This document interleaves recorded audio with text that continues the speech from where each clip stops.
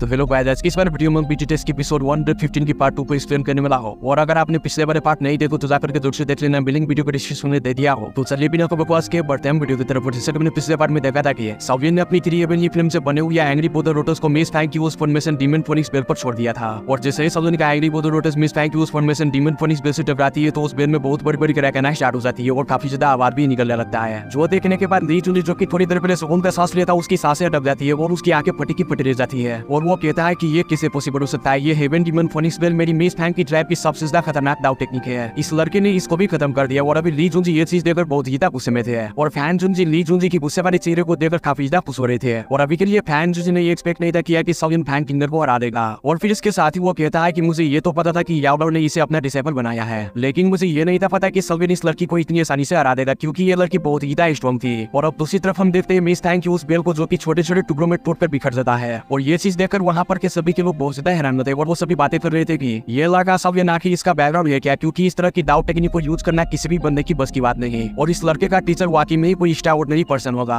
और अभी हमारी नॉलेज के मुताबिक पूरे सेंट्रल ब्रेन में कोई भी ऐसा बंदा नहीं जो कि इस तरह के डिसेबल को प्रोड्यूस कर पाए। और अभी इधर हम देखते हैं सावियन की एंग्री बोदर रोटस को जो कि अभी तक नहीं फटा हुआ था, जिससे कि सावियन फटने का ऑर्डर दे देता है। और जैसे ही सावियन का एंग्री बोदर रोटस फटता है तो वहां पर बहुत सारी एनर्जी वेव हर तरफ फैल जाता है। और वही मिस फैंग की हालत उन फायर वेव की वजह से कुत्तों वाली हो गई थी। और जब वहां पर की फायर वेव बढ़ता है तो हम देखते हैं मिस फैंग को जो कि जमीन की तरफ गिर रही थी। जो देखने के बाद सावियन मिस फैंग पर अटैक करने के लिए आगे बढ़ता है, लेकिन तभी मिस फैंग अपनी होश में थी और वो सावियन पर काउंटर अटैक कर देती है। लेकिन सावियन उसके अटैक को बड़े इजीली डच कर लेता है। और उसके अटैक को डच करने के बाद मिस फैंग के सामने जाकर रिपेयर हो जाती है और उसके पेट में एक जोरदार घुसा दे मारता है, जिससे वो जमीन पर रगड़े खाता हुआ काफी दूर जाकर गिरती है। और फिर इसके साथ ही सावियन मिस फैंग के सर पर रिपेयर हो जाता है, जो कि अभी भी जमीन पर लेटी हुई थी। और सावियन बिना किसी झिझक के अपना पाँव उठाकर मिस फैंग के खूबसूरत चेहरे पर दे मारता है। अब ये सीन देखने के बाद वहां पर के सभी के लोग पूरी तरीके से शॉक में चले गए थे। और वो कहता है कि ये लड़का कितना ज्यादा डिसेस और पागल है, क्योंकि बात जो भी हो, अगर किसी बंदे का इस तरह का एनिमी भी हो और वो भी वो इतनी ज्यादा खूबसूरत लड़की है तो कोई भी इस तरह उसके मुंह पर पैर मारने से पहले 100 बार सोचेगा। तो ये लड़का सावियन कितना बड़ा पागल और रहमदिल है, इसे खूबसूरती होगा नहीं पता क्या। और वही दूसरी तरफ ली जुनजी भी ये चीज देखने के बाद कहता है कि लगता है कि इस लड़के सावियन को हेवन डीमन फोनिक्स टाइप से कोई भी डर नहीं है, जो ये मेरी मिस फैंग को किल करने के लिए जा रहा है। और अब हम देखते हैं सावियन का पाँव जैसे ही मिस फैंग के सर पर लगता है तो उसका सर बिल्कुल किसी बॉम्ब की तरह फट जाता है और उसकी बॉडी वहां पर से किसी लाइटनिंग की तरह डिसअपीयर हो जाती है और मर जाती है। अब ये चीज देखकर सावियन एक स्माइल के साथ कहता है कि ये तो सिर्फ एक अवतार था। और ये कहकर सावियन स्पेस में एक जगह पर रिपेयर हो जाता है और वहां खाली स्पेस में एक मुक्का दे मारता है। अब जैसे ही सावियन का वो मुक्का स्पेस को लगने ही वाला था तो वहां पर मिस फैंग रिपेयर हो जाती है, जो कि उसकी ओरिजिनल बॉडी थी। जो देखने के बाद सावियन कहता है कि तुम मुझे धोखा देने की सोच रही थी, वो भी अपनी 3000 लाइटनिंग यूजरी बॉडी का यूज करके, जो कि सिर्फ अभी एंट्री लेवल में पहुंची है, तुम तो अभी पूरी तरह से बची हो। अब ये चीज सुनकर मिस फैंग बहुत ही ज्यादा गुस्से में रहती है, क्योंकि सावियन उसकी बेइज्जती पर बेइज्जती किया जा रहा था और आज तक जिंदगी में कभी भी उसकी इस तरह से किसी ने बेइज्जती नहीं की थी। और जिंदगी में पहली बार होगा कि वो किसी से हारने भी जा रही है इतने सारे सालों में। और अब इससे पहले कि मिस फैंग गुस्से में सावियन पर अटैक करती, उससे पहले ही सावियन लाइट की स्पीड से उसके पास पहुंच जाता है और उसे गर्दन से पकड़कर उठा लेता है और कहता है कि तुम हार गए हो। और अब ये सीन देखने के बाद वहां पर के सभी के लोग खामोश रहते हैं, क्योंकि अभी अभी उन्होंने सावियन का किलिंग इंटेंट देखा था कि सावियन कितना ज्यादा रूथलेस पर्सन है। वो जरा सुई परवाह नहीं करता कि उसके सामने चाहे लड़का हो या लड़की। और इधर सावियन जब मिस फैंग को गर्दन से पकड़कर उठाया हुआ था तो सभी के विल नाइट माउंटेन के लोग कहते हैं कि हमने एक्सपेक्ट नहीं था किया कि हमारी आउटस्टैंडिंग चीफ डिसेबल इस लड़के सावियन के हाथों हार जाएगी। और वही वीआईपी सीट पर बैठे ली जुनजी भी बहुत ज्यादा हैरान था और वो कहते हैं कि मुझे यकीन नहीं आ रहा कि मेरी डिसेबल इस लड़के सावियन के हाथों हार जाएगी, ये किस तरह पॉसिबल हो सकता है, क्योंकि अभी के लिए उसने अपनी डिसेबल का यूज करके सावियन को फंसाना चाहा, लेकिन एट द एंड ये काम ही उल्टा हो गया। सावियन ने एक तो उसके स्टूडेंट को हरा दिया और दूसरा सावियन की वहां पर रेपुटेशन भी काफी ज्यादा बढ़ गई। अब सावियन मिस फैंग से ज्यादा जाना माना जाएगा। और इधर फैन जुनजी ली जुनजी का फुला हुआ चेहरा देखकर काफी ज्यादा खुश होते हैं और वो कहते हैं कि इस लड़के सावियन की परफॉर्मेंस मेरी उम्मीदों के मुताबिक बिल्कुल खरी उतरी है। और वो जिद्दी पुटा उसकी आई साइट हमेशा सही साथ थी, मुझे नहीं पता कि उसने इस तरह की डिसेबल को कहां से ढूंढ लिया। और अब दूसरी तरफ मिस फैंग जो कि सावियन ने गर्दन से पकड़कर उठाया हुआ था वो भी काफी ज्यादा डर चुकी थी, क्योंकि अब उसे अच्छे से पता चल चुका था सावियन की किलिंग इंटेंट का। और उसे ये भी पता चल चुका था कि सावियन कितना ज्यादा जालिम बंदा है। वो नहीं देखता उसके सामने कितनी भी ज्यादा खूबसूरत लड़की वो उसको डिस्ट्रॉय कर ही देगा अगर कोई भी उसके अगेंस्ट जाएगा तो। लेकिन वो थोड़ी ही देर के बाद गुस्से में भी आ जाती है, क्योंकि ये पहली बार था कि कोई उसे इस तरह से ट्रीट कर रहा था और आज पहली बार उसे किसी ने इस तरह से गर्दन से पकड़कर उठाया हुआ था, वो भी इतने सारे लोगों के सामने है। इसलिए मिस फैंग बहुत ही ज्यादा गुस्से में रहती है और वो अपनी बॉडी में से ब्लैक फिल्म को बाहर निकालती है, जिसे देखकर सावियन अपनी ग्लेजर फिल्म को बाहर निकालता है और उसे कहता है कि दफा हो जाए यहाँ से। जिसके साथ ही मिस फैंग की वो ब्लैक फिल्म डर के मारे वापस से उसकी बॉडी में चली जाती है। और फिर इसके साथ ही सावियन उसकी गर्दन दबाते हुए उसे कहता है कि तुम्हें क्या लगता है कि मैं तुम्हें किल नहीं कर सकता अगर तुम हेवन डीमन फोनिक्स टाइप से हो तो? अगर ये बात है तो ये गलत फैमिली अपने दिल से निकाल दो, मुझे कोई परवाह नहीं तुम किसी भी ट्राइब से बिलोंग करो। अब सावियन ये कहता है तो उसके स्टोरेजिंग में एक जेट की बोतल जिसमें कि वो ब्लड थे वो काफी ज्यादा फ्लक्चुएट करना स्टार्ट कर देता है और वो ब्लड वाली जेट की बोतल अचानक ही सावियन की स्टोरेजिंग में से एकदम से बाहर आ जाता है, जो देखकर सवियन पूरी तरीके से घबरा जाता है और वो जल्दी से वो जेट की बोतल को वापस से अपनी स्टोरेज में छुपा लेता है। और सवियन का ये जो एक्शन था वो बहुत ही ज्यादा स्पीड में था, जिसे कि कोई भी नोटिस नहीं कर पाता। लेकिन अभी के लिए सबको ये तो पता चल चुका था कि सवियन को छुपाने की कोशिश कर रहा है, लेकिन वही मिस फैंग की आंखें फटी रह गई थी और वो बहुत ही ज्यादा हैरान भी हो गई थी, क्योंकि उसे ऐसा लग रहा था कि कोई बहुत ही ज्यादा फैमिलियर चीज उसके सामने आ गई। और इसके साथ ही वो कहती है कि एंशिएंट फोनिक्स एसेंस ब्लड। अब जैसे ही सवियन मिस फैंग के मुंह से ये बात सुनता है तो सवियन की रोंगटे खड़े हो जाते हैं और अभी के लिए वो हैरान होते हुए कहता है कि तुम आके कहना क्या चाहते हो। और वैसे भी सवियन को तो पता था कि ये ब्लड ड्रॉप जो कि उसकी जेट की बोतल में है वो एंशिएंट फोनिक्स एसेंस ब्लड ही है, लेकिन अभी वो अपने चेहरे की एक्सप्रेशन जरा सा भी नहीं बदलता और वो बिल्कुल भी अपने ऊपर जाहिर नहीं करता कि उसके पास ये ब्लड ड्रॉप है। लेकिन तभी मिस फैंग सवियन से कहता है कि तुम जल्दी से वो चीज मेरे हवाले कर दो। और सवियन, मैंने एक्सपेक्ट नहीं था किया कि तुम मुझसे ज्यादा बोल दोगे, जो कि तुम मेरे हेवन डीमन फोनिक्स टाइप की किसी चीज पर इस तरह से हाथ फेरोगे। मैं तो बहुत ज्यादा हैरान हूँ। अब ये सीन देखकर वहाँ पर के सभी के लोग बहुत ज्यादा हैरान हो जाते हैं और ली जुनजी और फैन जुनजी उस अरीना में अवेयर हो जाते हैं। और अभी के लिए ली जुनजी सवियन और मिस फैंग के बीच आकर खड़े हो जाते हैं और वही फैन जुनजी सवियन के पीछे आकर खड़ा हो गया था। और अब इसके साथ ही ली जुनजी मिस फैंग से पूछता है कि किंगर अभी के लिए क्या मैटर है, तुम मुझे बताओ। अब इससे पहले कि फैन किंगर कुछ के पाती फैन जुनजी आगे बढ़ते हुए मिस फैंग से कहता है कि किंगर, जीत और हार इस मैच का तो हिस्सा ही था, लेकिन तुम ये ना समझो कि तुम हेवन डीमन फोनिक्स टाइप से हो तो तुम्हारे दिल में जो चाहे वो करती फिरोगी। और तुम ये भी ना समझो कि तुम्हारा ये एंशिएंट फोनिक्स टाइप और उनके लोग किसी डर के बिना इस एंटरटेन में घूमते होते, लेकिन उसके ऊपर भी कोई चीज है। अब ये बात सुनकर मिस फैंग गुस्से में अपनी दांत पिसने लगती है और वो फैन जुनजी से कहती है कि फैन जुनजी, अभी के लिए मैं कुछ भी बिना बजे और बिना तुका नहीं बोल रही। ये जो आइटम सवियन मुझसे छुपा रहा है वो मेरे ट्राइब के एंशिएंट फोनिक्स ब्लड है और आपके स्टेटस के मुताबिक आपको तो अच्छे से पता है कि मेरे ट्राइब का रूल क्या है। और हेवन डीमन फोनिक्स ट्राइब अपनी किसी लाश पर भी कॉम्प्रोमाइज नहीं करता। और अभी जो सवियन के पास एसेंस ब्लड है वो मेरे ट्राइब के heaven demon phoenix blood line है, जो कि मेरे ट्राइब के द्वारा ही रिफाइन की जानी चाहिए। और अभी के लिए ये रूल तोड़ने के बाद मेरे ट्राइब पर बहुत बड़ा टैबू लग गया है।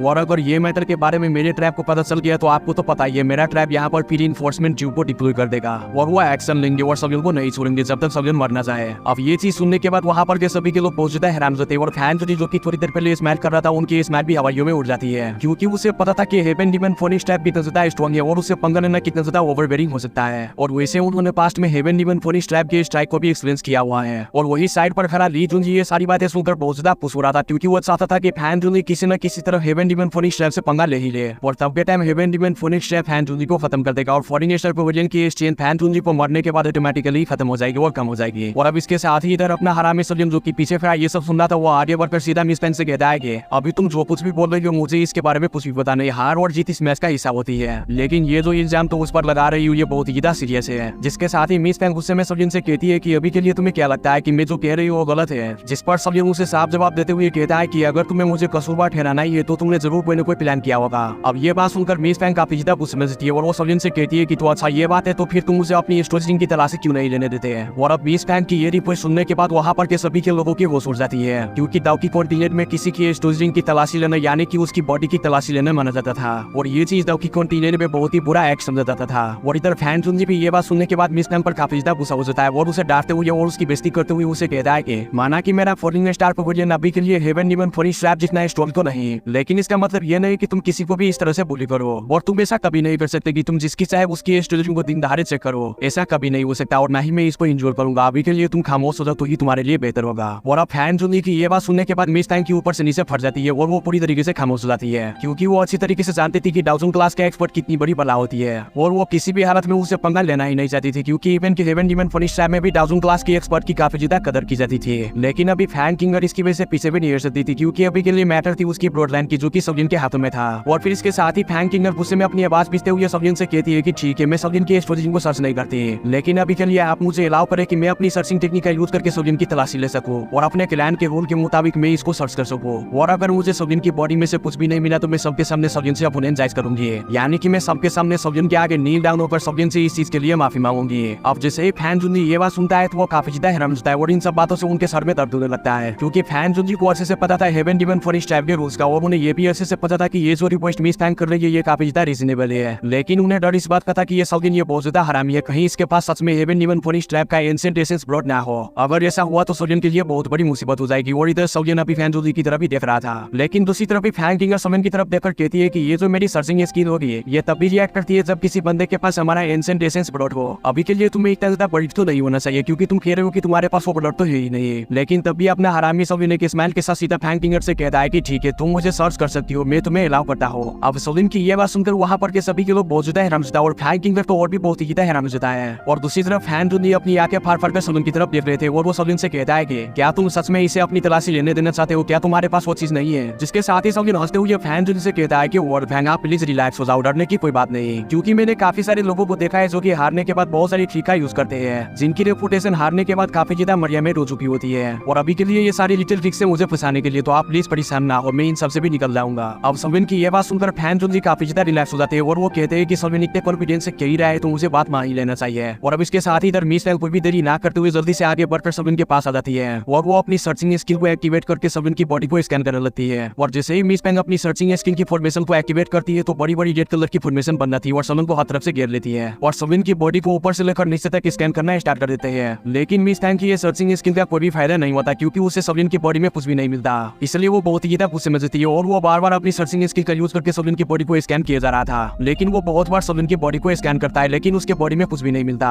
लेकिन फिर भी मिस पैंग हार नहीं मानती और वो एक बार फिर से सलिन की बॉडी को स्कैन करती है। लेकिन आखिरी बार जब वो चेक करती है तो सलिन की बॉडी में उसे कुछ मिलता है, जिसे देखकर वो उछलने लगती है और कहती है कि इसके पेट में चूहा है, उसके पेट में चूहा है। जिसे देखकर सलिन कहता है कि अबे बेवकूफ लड़की, ये चूहा नहीं, ये मेरा केला है और ज्यादा उछलो मत, पता नहीं ये केला क्या कर जाएगा। और हाँ, उछलते उछलते वीडियो को भी लाइक कर दो क्योंकि ये वीडियो खत्म हो गया। और गाइस चैनल पर नए हो और पहली बार चैनल को भी सब्सक्राइब कर दो। और गाइस मैं इसका नेक्स्ट एपिसोड जल्दी अपलोड कर दूंगा, तब तक के लिए वेट रेस्ट, यू खाओ और मस्त रहो।